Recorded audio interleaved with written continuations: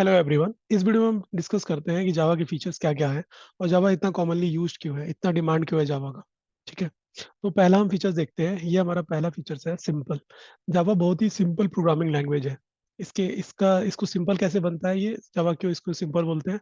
क्योंकि देखिए अब इसमें क्या क्या चीजें हैं। Very easy to learn and syntax of Java is very simple. जो जावा के सिंटैक्स होते हैं बहुत ही सिंपल होते हैं। इसके लिए बहुत इजीली रन होता है और इसी की वजह से बहुत इजीली अंडरस्टैंडेबल भी होता है। ये Java code are very easy to understand, बहुत ही इजी टू अंडरस्टैंड होता है। और इसका एक और रीज़न है, क्योंकि जो जावा के कोड होते हैं वो प्रॉपरली स्ट्रक्चर्ड वे में होते हैं, तो इसके वजह से ये बहुत इजी टू अंडरस्टैंड होते हैं। ठीक, उसके बाद जो थर्ड पॉइंट है इसका, Java remove pointers operator overloading concept. ठीक, जो जावा में जैसे जो पुरानी लैंग्वेज थी C and C plus plus का हम एग्जाम्पल ले लेते हैं, तो इसमें पॉइंटर्स कॉन्सेप्ट है। ठीक है, और ऑपरेटर ओवरलोडिंग टाइप का कॉन्सेप्ट है इसमें सी प्लस प्लस में। तो इसकी वजह से क्या होता है कि ये बहुत कॉम्प्लेक्स प्रोग्रामिंग लैंग्वेज हो जाता है, क्योंकि जो पॉइंटर्स के कॉन्सेप्ट होते हैं बहुत प्रोग्रामिंग लैंग्वेज को बहुत कॉम्प्लेक्स कर देते हैं। तो जावा में ना पॉइंटर्स है ना ऑपरेटर ओवरलोडिंग है, तो इसकी वजह से जावा बहुत सिंपल हो जाता है।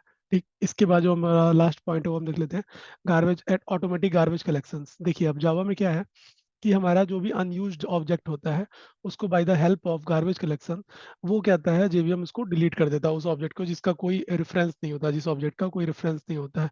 ठीक है, तो इसके वजह से ये हमारा जावा बहुत ही सिंपल प्रोग्रामिंग लैंग्वेज होता है, इसके लिए ही बहुत ज़्यादा यूज होता है। ठीक, दूसरा हमारा क्या है, सिर्फ सिंपल ही नहीं है, बहुत सारे फीचर्स हैं इसके।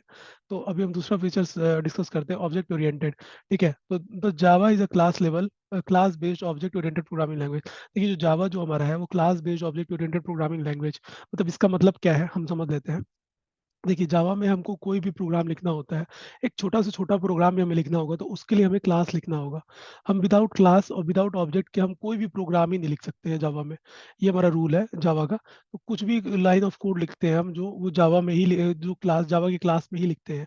ठीक है, और उसका ऑब्जेक्ट क्रिएट करते हैं और उसके बाद हम उसके क्लास के मेंबर को एक्सेस करते हैं। ठीक, तो जावा के जो बड़े से बड़े एप्लीकेशंस होते हैं वो भी हमारा जो होता है, जो बड़े बड़े एप्लीकेशंस होते हैं वो भी हमारे डिफरेंट डिफरेंट ऑब्जेक्ट ऑब्जेक्ट मान लीजिए डिफरेंट डिफरेंट ऑब्जेक्ट से कंबाइन होके बने होते हैं। ठीक, डिफरेंट डिफरेंट ऑब्जेक्ट को कंबाइन करके ही वो एप्लीकेशन बने होते हैं। ठीक, तो जावा में अगर छोटा सा भी प्रोग्राम हमको लिखना है तो हमें क्लास क्रिएट करना ही है। ठीक, तो ये हमारा class based object oriented programming language है।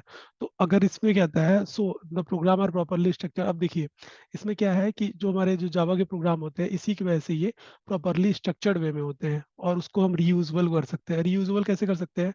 अब देखिए जो इसमें अगर ऑब्जेक्ट ओरिएंटेड है तो इसमें उस फीचर्स भी है।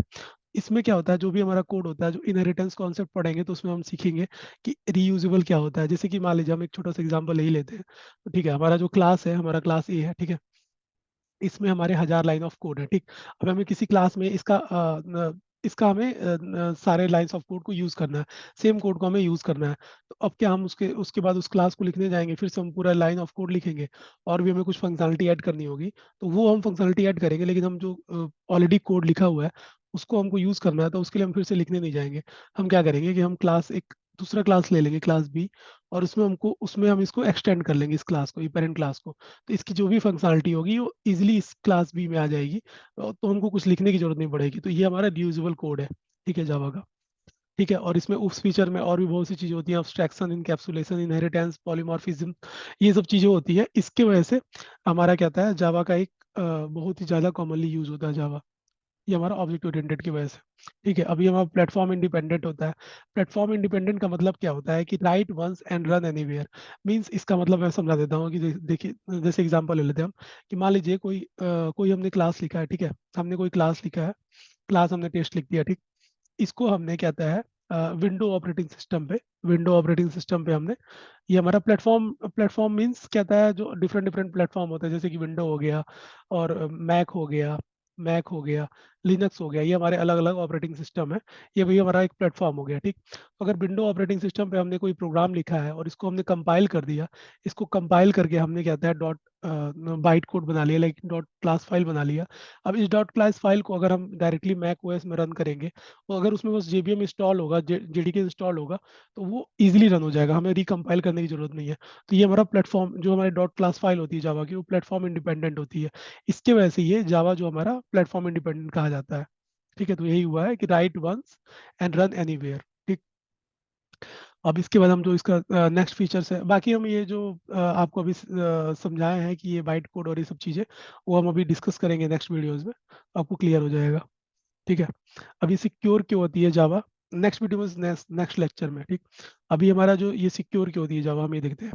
ठीक है, अब जावा में हमारे पॉइंटर्स नहीं होते हैं। अगर पॉइंटर्स हैं, अगर पॉइंटर्स जिस प्रोग्रामिंग लैंग्वेज में है तो उसमें मेमोरी एक्सेस होता है। ठीक, अगर हमारा पॉइंटर ही नहीं है तो हम मेमोरी को एक्सेस नहीं कर सकते डायरेक्टली।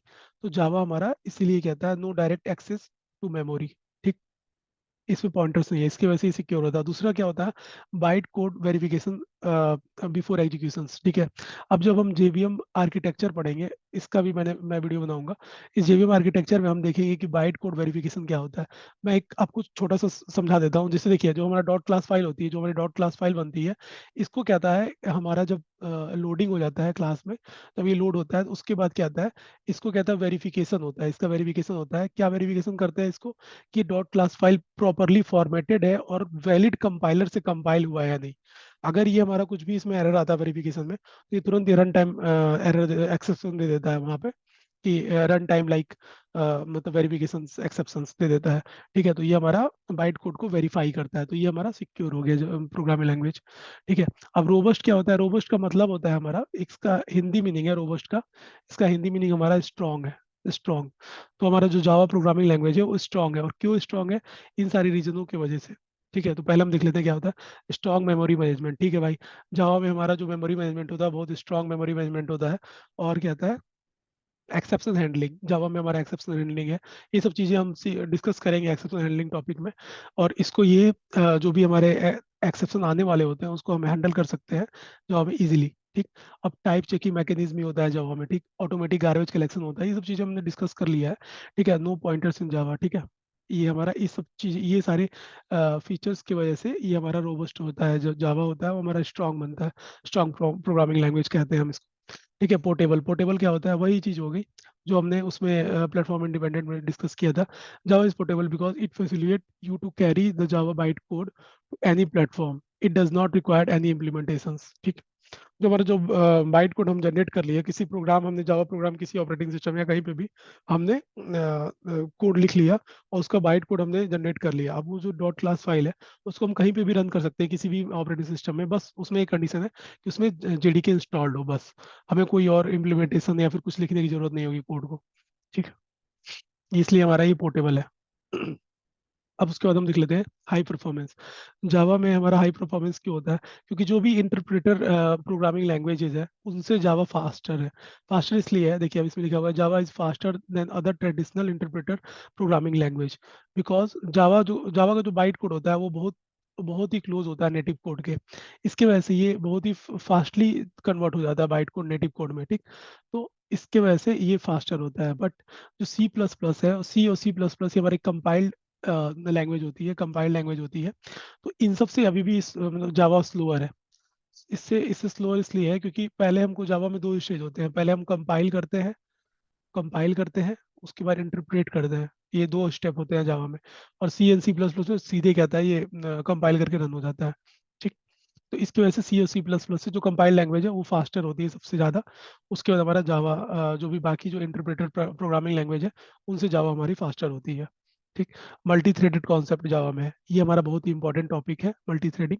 मल्टी थ्रेडिंग क्या होता है कि जैसे मान लीजिए हमारा सीपीयू है। ठीक, अब हमने कोई प्रोग्राम लिखा है, अब वो प्रोग्राम कहता है प्रोग्राम रन हो रहा है, बाकी जो सीपीयूज है अगर उसको क्या होता है, अगर हम मल्टीपल प्रोग्राम एक साथ रन कर दें, लाइक एक प्रोग्राम के बहुत सारे थ्रेड्स होते हैं, लाइक प्रोसेस होते हैं, स्मॉल स्मॉल प्रोसेस को हम ब्रेक करके अलग अलग थ्रेड से उसको रन करें, तो उसी को बोलते हैं मल्टी थ्रेडिंग। ठीक है, तो इससे क्या होता है सीपीयू यूटिलाइजेशन बढ़ जाता है और हमारा परफॉर्मेंस इंक्रीज हो जाता है। जो काम हमारा कहता है, मान लीजिए अकेले हम वन बाय वन करेंगे, तो वो काम कोई 10 मिनट में हो रहा है, तो अगर हम उसको 10 थ्रेड में डालेंगे तो वो 1 मिनट में भी हो सकता है। ठीक है, तो हमारा इसका सीपीयू यूटिलाइजेशन भी ज़्यादा हो जाता है और परफॉर्मेंस भी इंक्रीज हो जाता है मल्टी थ्रेडिंग कॉन्सेप्ट की वजह से। और बाकी मल्टी थ्रेडिंग में बहुत सारी चीज़ें होती हैं, डेडलॉक्स होता है, ये सब चीज़ें हम डिस्कस करेंगे जब इसका टॉपिक आएगा। तो यही चीज़ें हैं इसमें। Multi threading is a Java features that allow concurrency execution, like concurrent execution of two और more part of a program for maximum utilisation of CPU. Each part of such program is called a thread. ठीक, so thread is a lightweight process within the process. ठीक, तो वही हम जो discuss किए हैं कि जो थ्रेड होता है वो कहता है हम किसी भी प्रोसेस को, किसी भी बड़े से एप्लीकेशंस का अलग अलग छोटे छोटे प्रोसेस को हम किसी किसी थ्रेड में डाल देते हैं, और एक साथ वो थ्रेड एग्जीक्यूट होगा विदाउट एक दूसरे पर डिपेंडेंट नहीं होता वो थ्रेड।